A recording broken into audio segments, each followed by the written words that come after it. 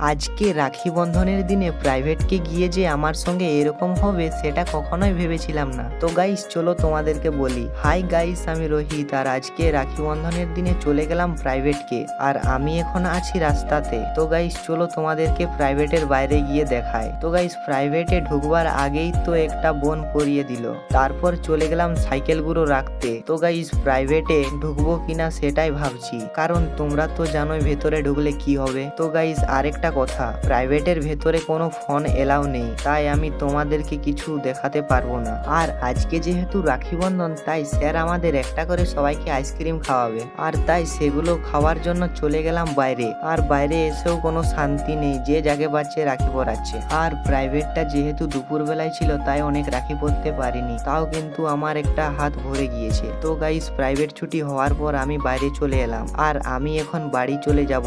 আর তাই আজকের মিনি ব্লগটা এই পর্যন্ত। দেখা হবে পরের ভিডিওতে।